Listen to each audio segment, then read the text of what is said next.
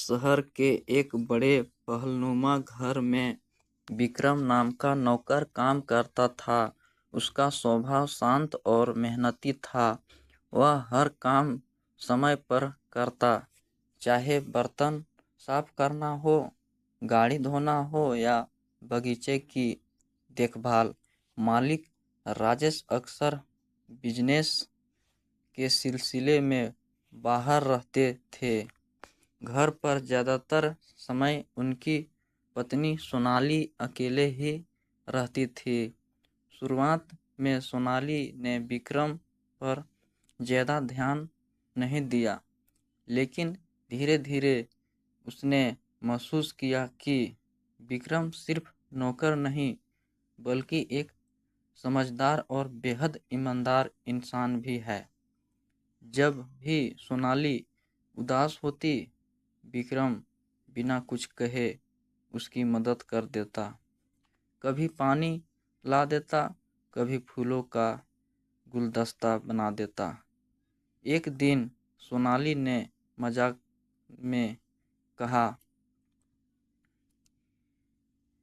विक्रम, अगर तुम मेरे दोस्त होते तो मैं तुम्हारे साथ कितना खुलकर बातें करती।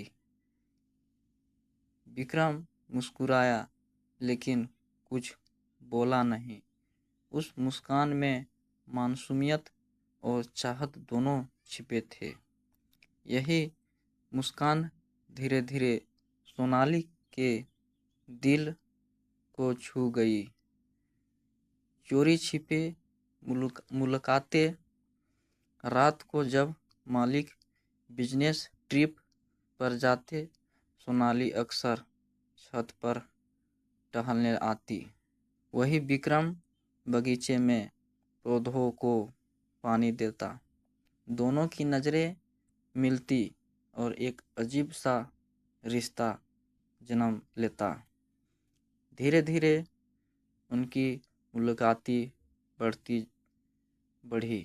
सोनाली ने पहली बार विक्रम से दिल की बातें साझा की।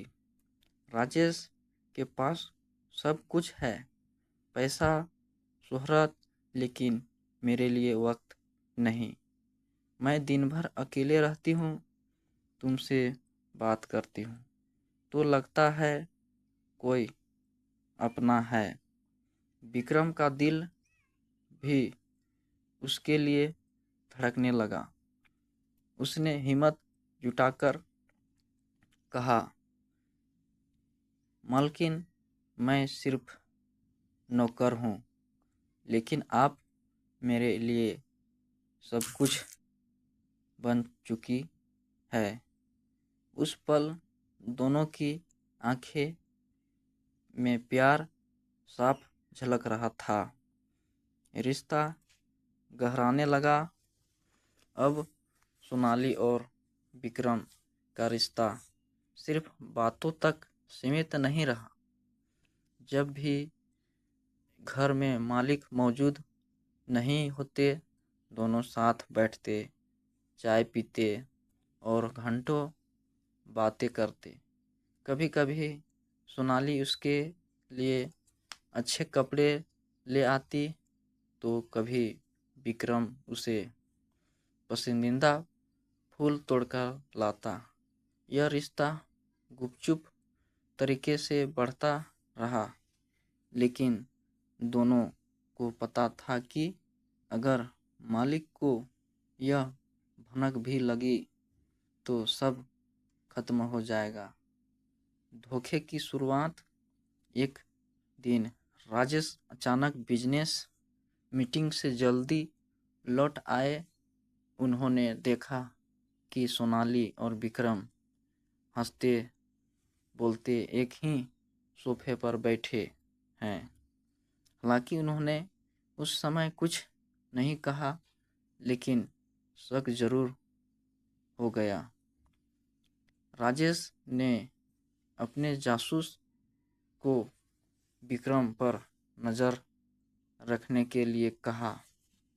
अब सोनाली और विक्रम को और सावधान रहना पड़ा। पर प्यार अंधा होता है। वो फिर भी चोरी छिपे मिलते रहे।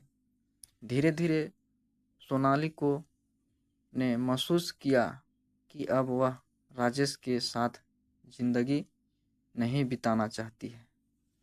उसने विक्रम से कहा,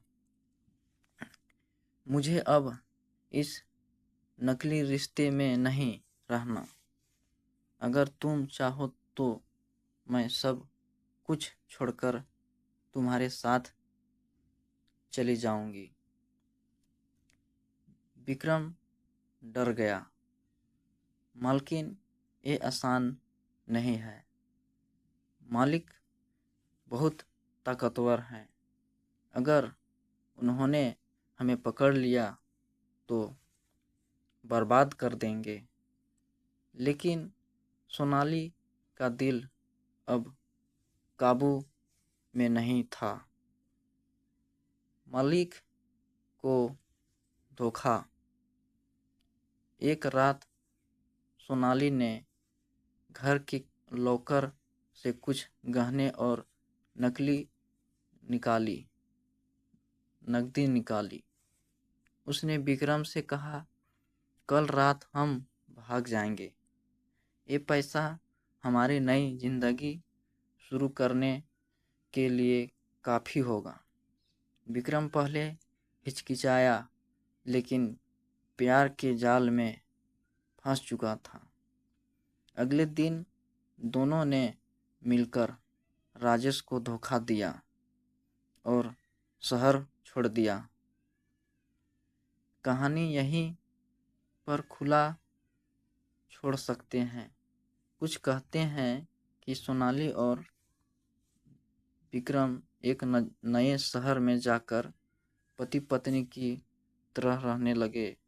वही कुछ का मानना है कि राजेश ने उन्हें ढूंढ लिया और उनकी मोहब्बत की सज़ा दोनों को मिली। लेकिन इतना तो तय था, यह कहानी सिर्फ नौकर और मालकिन की नहीं थी, बल्कि उस धोखे की थी जो इंसान प्यार में पड़कर अपने ही परिवार को खो बैठता।